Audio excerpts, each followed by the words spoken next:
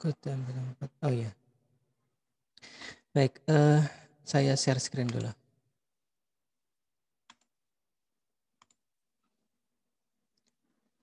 Baik, sambil saya siapkan. Jadi sudah cukup banyak yang mengumpulkan tugas individunya. Memang kita belum punya tugas kelompok ya. Nanti saya coba lihat dulu kira-kira apa yang cocok atau yang pantas untuk dijadikan tugas kelompok. Jadi untuk materinya sendiri di pertemuan sebelumnya kita sudah atau sudah saya mulai ya untuk memprogramnya, dan hari ini kita akan coba lanjutkan lagi. Dan karena memang pada kesempatan atau pertemuan sebelumnya itu katanya sudah lumayan pusing, jadi kita akan ulangi lagi sedikit tentang hal ini ya. Mungkin nanti ada apa ya, penugasan sederhana atau gimana nanti untuk bisa biar lebih paham dalam memprogram sebuah robot beroda seperti ini. Jadi robot yang sekarang saya pegang ini sudah saya rakit ulang karena kemarin pada saat saya bawa ke kampus dan kemudian saya letakkan di dalam itu ya, box sepeda motor. Pas pulangnya itu ternyata kegencet oleh jas hujan. Jadi bagian depannya sini kemarin patah. Nah, sudah saya lem, sudah saya isolasi, tapi memang tidak sekokoh pada saat sebelum patah ya. Karena memang dasar bahannya adalah akrilik tipis ya, 3 mili. Biasanya kalau saya di kontes robot itu di kawan-kawan tim robotikanya, kami menggunakan akrilik yang lebih tebal mungkin sekitar 5 mili. Tapi jadinya memang robotnya jadi lebih berat dengan apa namanya, spesifikasi dari akrilik yang 5 mili tadi. Tapi kalau ini 3 mili. Ini kebetulan saya buka isolasi dari akriliknya, jadi dia terlihat transparannya. Jadi kalau misalkan nanti ada yang juga kebetulan punya yang model seperti ini mungkin sudah tahu bahwa kalau dia dibuka stikernya yang kemarin berwarna coklat itu maka akan jadi kurang lebih seperti ini ya. Jadi ini saya rakit ulang, saya ubah lagi posisi dan susunan komponennya, tapi ya kurang lebih sama seperti kemarin. Mungkin kalau ada yang perhatikan kemarin itu susunannya juga hampir sama. Robot ini masih menggunakan 2 roda, 2 motor. Motornya saya letakkan di bawah biar tidak mengganggu di bagian atas sini. Di sini ada Arduino dan sensor shieldnya dan driver motor dan baterai. Saya menggunakan baterai yang 18650 ya serinya, bukan baterai tipe AA atau A3 itu, triple A atau double A. Tapi ini baterai 18650 yang tegangannya satu bijinya itu 3,7 volt. Ini adalah baterai lithium ya. Mungkin mirip dengan yang ada di handphone atau smartphone kan mahasiswa sekalian. Baik, kita lihat materi kita hari ini. Jadi masih sama ya dengan materi sebelumnya. Kita coba ingat-ingat lagi materi kita yang lalu itu ya. Apa saja nih kita di pertemuan sebelumnya sudah mencoba memprogram robot yang 2 motor dengan menggunakan driver A298. Nah, jadi kalau di pertemuan mata kuliah yang sama di semester yang lalu, maka di pertemuan yang sama juga yang ke-6 ini ya, kalau tidak salah hari ini tanggal 26 Sapar ya kalau tidak salah.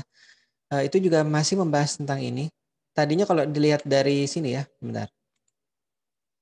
Nah, kalau dilihat dari materi ini harusnya kita masuk ke relay ya.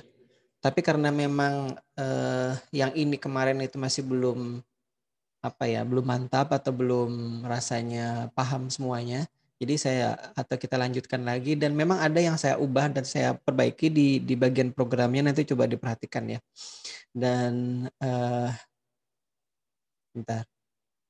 Dan di pertemuan yang sebelumnya itu kan kita sudah menjelaskan tentang jenis robot, kemudian komponen dasar membentuk robotnya sudah kita ulang-ulangi, dan termasuk itu juga di tugas kemarin kaitannya dengan microcontrollernya atau kendalinya, sensor dan aktuatornya juga sudah.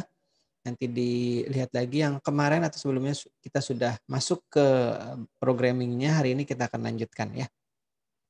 Jadi oke, ini bagian kedua. Nah, mungkin yang kita perlu ulangi adalah detail dari robot yang kita program ya. Jadi mungkin ada yang masih ingat bagaimana kemarin detail atau blok diagramnya. Jadi saya ingatkan untuk rekan-rekan nanti yang membuat prototype gitu ya, terutama nanti biasanya akan dicari ini blok diagramnya yang dibuat itu seperti apa. Nah, kurang lebih seperti ini ya. Ntar saya hide dulu ya controllernya ini.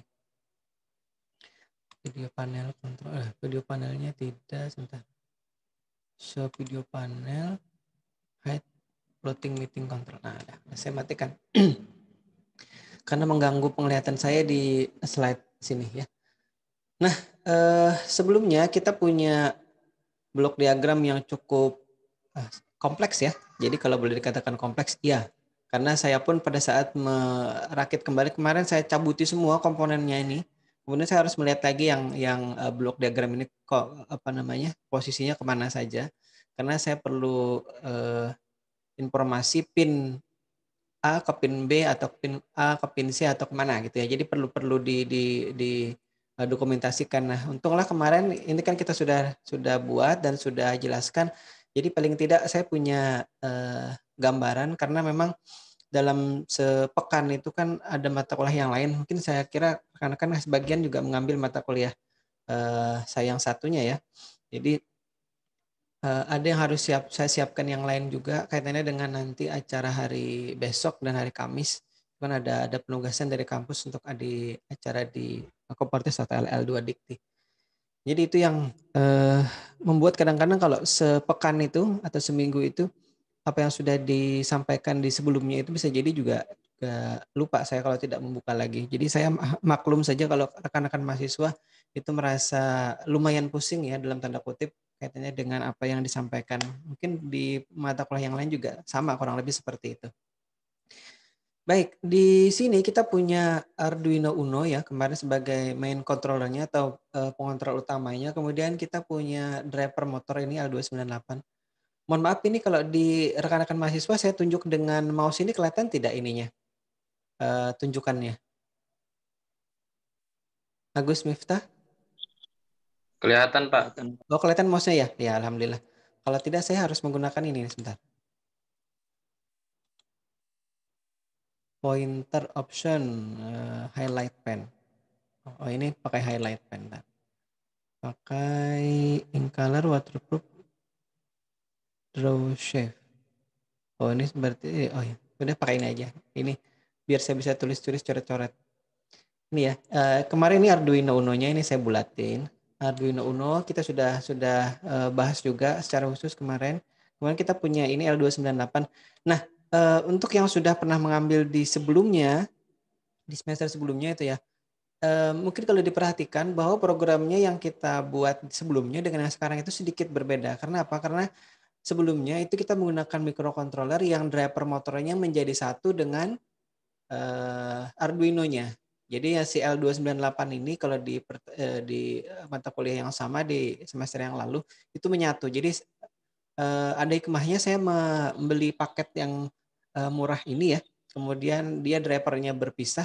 Ternyata memang dengan cara seperti itu memprogramnya juga sedikit berbeda. Jadi sedikit lebih banyak ada tambahan baris program tapi tidak terlalu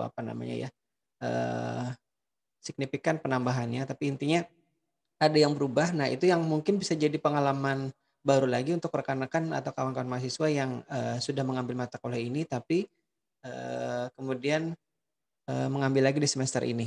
Jadi itu yang sedikit nanti berbeda kalau dibandingkan dengan program yang ada di semester yang lalu. Nah, nanti saya perlihatkan yang berbeda itu di mana ya. Kemudian tapi secara fisik pun berbeda sama sekali ya karena memang pada saat di semester sebelumnya saya tidak menggunakan robot yang ini. Jadi kalau yang sudah pernah mengambil mata kuliah ini di semester yang lalu saya kira tidak akan bosan dengan melihat robot yang sama, tapi robotnya sudah berbeda. Mudah-mudahan seperti itu ya. Nah, kemudian yang tidak kalah penting kita punya roda di sini, roda kanan, roda kiri. Ini yang pasti yang kita kendalikan dan kita gerakkan gitu ya.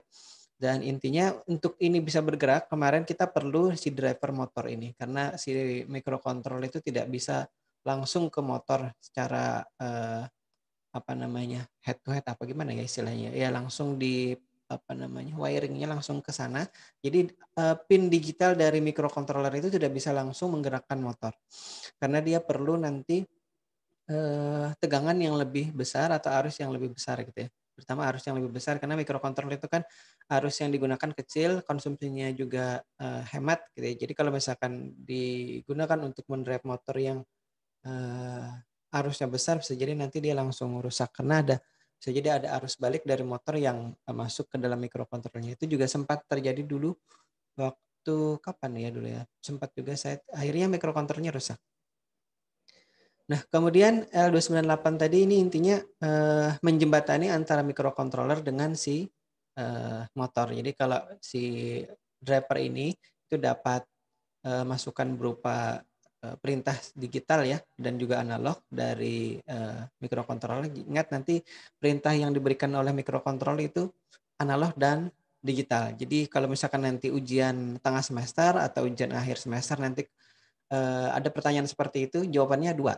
Dia digital dan analog. Tapi bisa jadi hanya digital saja karena si driver motornya nanti bagian analognya atau bagian kecepatannya itu kita kunci atau kita modenya itu mode apa ya istilahnya ya, mode fix mode gitu. Jadi kecepatannya tetap segitu maksimal. Jadi tidak bisa kita kurangi, tidak bisa kita tambahi atau tidak bisa kita ubah-ubah seperti itu ya. Nah, defaultnya dari si driver ini adalah memang fix mode gitu ya. Maksudnya untuk pin kecepatan motornya itu dia buat tetap. Jadi dibuat defaultnya itu pada saat diberi nanti arah apa namanya putaran motornya dia kecepatnya tetap. Jadi ingat di motor DC ini ada dua ya yang dikendalikan arahnya kemudian kecepatannya. Nah kita akan kendalikan dua-duanya. Kemudian yang tidak kalah penting ini karena si motor atau robot ini juga perlu supply ya baterai. Jadi otomatis kita perlu supply. Bisa dari kalau kami dulu sempat menggunakan aki kering juga, aki kering untuk UPS gitu ya yang panjang, harganya mungkin tidak semahal baterai lithium polimer, tapi beratnya itu yang luar biasa. Jadi bisa jadi 5 sampai 10 kali lebih berat daripada baterai lithium polimer. Nah, yang sekarang ini yang saya gunakan adalah baterai lithium. Mungkin sedikit lebih berat daripada lithium polimer, tapi ya jauh lebih ringan daripada kalau menggunakan aki gitu. Baik, sekali lagi tegangannya tadi 3,7 volt kali 2. Ya. Baik, saya teruskan lagi. Nah. Oke, di sini ini ada yang berubah ya. Mungkin kalau ada yang sudah mengunduh materi sebelumnya, maka digital port yang saya gunakan sekarang berubah. Kemarin itu kalau tidak salah 4567 ya kalau tidak salah ingat. Nah, yang sekarang itu saya ganti 356789. Mungkin ada yang bertanya empatnya kemana. Nanti ada penjelasan sedikit di situ ya. Kaitannya dengan kenapa pot 3, kemudian loncat ke 5, kemudian 6789. Jadi yang 6789 ini masih deret itu untuk keperluan arah putaran motornya. Baik untuk motor kanan ataupun motor kiri. Yang in A1, in A2 itu ya. Itu motor kiri atau kanan. Nanti in B1, in B2 motor kiri atau kanan. Nanti di situ kita lihat di programnya. Baik, ini kalau dilihat komponen secara hardware-nya ya, untuk hubungannya atau koneksinya. Jadi si driver motor itu kalau dilihat dari fisiknya, maka saya hubungkannya kurang lebih seperti itu ya. Output A itu untuk misalkan saya tidak ingat persis di sini motor kanan atau motor kiri, kita anggap saja motor kiri di situ ya. Motor kiri output A, kemudian output B-nya untuk motor kanan di situ. Anggapannya di sebelah kanan layar itu adalah bagian depan dari robotnya. Nah, kemudian di situ juga ada koneksi untuk A enable ya. A enable itu atau enable A itu di program enable A saya tulis di situ A enable tulisannya di keterangan dari driver motornya. Itu adalah untuk memberikan nanti kontrol berupa sinyal analog ya ke driver motor untuk kecepatan putaran motor sebelah, kalau tadi sebelah kiri itu ya. A itu kiri. Nah, itu ada di pin 5. Kemudian yang satunya lagi untuk arah putaran bukan arah putaran. Untuk kecepatan putaran motor kanan itu di enable B-nya itu dihubungkan ke pin 3. Jadi digital pin 3. Kenapa pin 3 dan pin 5 nanti lihat. Ada penjelasannya. Kemudian arah putaran tadi ini sudah dijelaskan di slide sebelumnya, gitu mulai dari pin coba lihat ya 6, 7, 8, 9 ya. Tadi kalau sebelumnya 4, 5, 6, 7. Nah, yang sekarang dari 6, 7, 8, 9, 4 pin ya. Dua untuk arah putaran motor kanan dan dua untuk arah putaran motor kiri. Agus, Miftah, mungkin kalau ada yang masih mengganjal atau ada yang kurang paham silahkan ditanyakan di sini ya. Ini blok diagram ini yang saya kira paling penting, nanti bisa jadi pada saat ujian akhir soalnya tidak melulu berupa teks gitu, tapi nanti bisa jadi saya selipkan gambar gini. Kemudian nanti ada warna-warni gitu ya, koneksi antara Arduino ke motor, ke driver motor maksud saya, kemudian ke motor, nanti dipilih yang mana yang benar, yang mana yang salah gitu. Jadi kalau misalkan diberikan programnya ini, kemudian koneksinya berarti yang terjadi di hardware-nya seperti apa gitu ya. Jadi dibalik. Jadi kalau bisa jadi nanti ada juga gambar seperti ini, maka program yang benar untuk menggerakkan motor misalkan ya, yang kanan saja itu seperti apa programnya, kemudian yang kiri saja seperti apa programnya. Atau misalkan dia membuat robotnya bergerak maju, bergerak mundur, belok kanan, belok kiri gitu ya. Itu yang mana di potongan programnya. Nah itu. Jadi nanti soal ujiannya seperti itu ya. Jadi tolong diingat baik-baik. Tolong ditanyakan kalau memang tidak paham dari gambar yang sudah saya perlihatkan ini. Biar nanti pada saat ujian itu tidak lagi nanti kaget gitu ya. Jadi karena di kelas atau di kelas ya, di kelas ya, ini namanya kelas virtual ini sudah banyak ditanyakan, yang tidak paham ditanyai, kemudian kalau yang memang saya penjelasannya salah itu bisa dikoreksi ya, tidak masalah. Baik, silakan nanti kalau ada yang bertanya, saya sambil menjelaskan ini diinterupsi saja ya. Baik, sekali lagi kemudian kalau di sebelumnya juga sudah saya perlihatkan, saya menggunakan saklar ini saya letakkan di bagian bawah nih, mungkin bisa dilihat ntar. Mana nih? Saya tunjuk dulu. Nah, ini dia. Ini ya. Ini saklar yang hitam yang ada di slide itu, ini sekarang saya tunjuk di sini. Kalau lihat di foto atau video saya ya. Saya letakkan di bawah karena memang soketnya ada di bawah situ. Bukan di bawah, di tengah-tengah, jadi bisa diletakkan di atas, bisa di bawah. Tapi karena di atasnya itu ada driver motor ya, nih ada driver motor ini. Di atasnya saklarnya ada driver motor ini. Jadi otomatis saya harus letakkan arahnya ke bawah. Jadi kita pun bisa mematikan menghidupkan ini dengan mudah di ini ya, di saklar atau menggunakan saklar ini. Karena kalau tidak kita kan harus cabut baterai. Jadi agak repot kalau harus cabut pasang baterai karena baterainya agak kencang gitu di tempatnya. Walaupun itu baterainya bukan warna aslinya, itu saya cari dari internet. Belum sempat memotor baterai asli yang ada di robot sini. Sudah saya foto tapi belum sempat saya cropping. Jadi fungsinya saklar ini adalah memutus ya, mungkin sudah saya jelaskan, atau ada yang ingat teori fisika itu ya, sederhana itu, atau teori dasar listrik. Intinya dia akan memutus salah satu saja ya. Saya tidak, jadi saklar yang saya gunakan itu tidak memutus keduanya dari koneksi baterai ke ke driver motor ataupun ke Arduino, tapi hanya memutus salah satunya saja. Karena memang dia hanya satu induk gitu ya. Nah, ini saya ulangi tadi ya. Tadi ini sudah sampai koneksi baterainya, tapi tidak terlihat Arduino-nya di situ. Di sini saya perlihatkan Arduino, saya percepat dulu slide-nya. Nah, ini. Nah, si Arduino ini juga pada saat kita operasikan juga dia juga perlu tegangan ya. Makanya di sini saya gambarkan lagi tambahannya ini untuk menggambarkan bahwa tegangan yang dari baterai itu kan 7,4 volt ya kurang lebih tipikalnya, tapi pada saat diukur itu tegangannya bisa sampai 8 volt atau 7,9 volt. Karena memang habis saya cas jadi tegangannya full maksimal gitu. Nah, itu juga yang saya hubungkan ini nih ke sini nih. Ini saya hubungkan ke sini. Nah, di paket penjualannya memang tidak ada konektor untuk ini namanya konektor DC ya, atau konektor power DC di situ. Jadi ini tidak dijual secara langsung di dalam paketnya. Jadi saya kebetulan punya itu adaptor ya mirip seperti adaptornya konektor adaptornya laptop ya. Tapi kadang-kadang adaptor laptop kan ada juga yang bentuknya kotak atau persegi. Jadi kalau yang ini adalah yang bentuknya bulat ini. Kalau saya cabut dari robotnya itu kurang lebih ini. Nah, ini konektornya ini.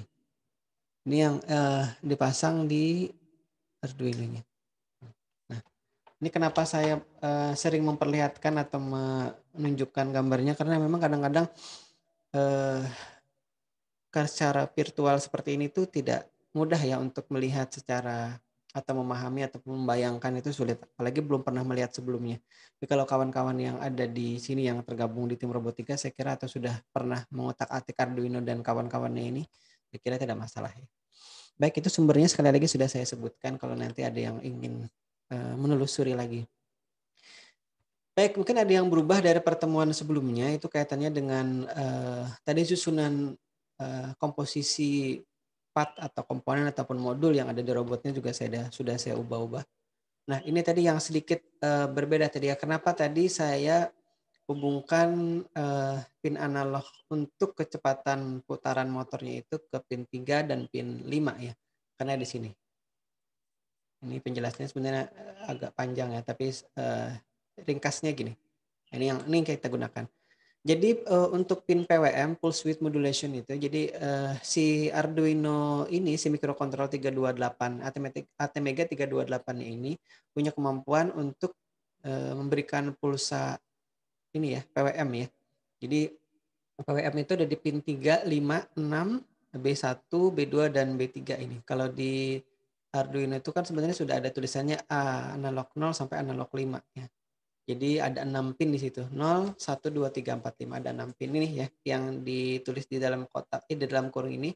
PD3, PD5, PD6, PB1, PB2, PB3. Nah, ini yang ada di apa namanya Arduino-nya atau di microcontroller 328 ATmega 328. Nah, kita gunakan hanya dua karena memang kita hanya menggunakan dua motor, jadi kita pakai pin 3 dan pin 5 saja. Pin 4-nya tidak saya lompati untuk nanti mempermudah pada saat kita menghubungkan pin yang lain untuk arah putaran motornya tadi yang dari 6, 5, 6, 7, 8, 9, mohon maaf.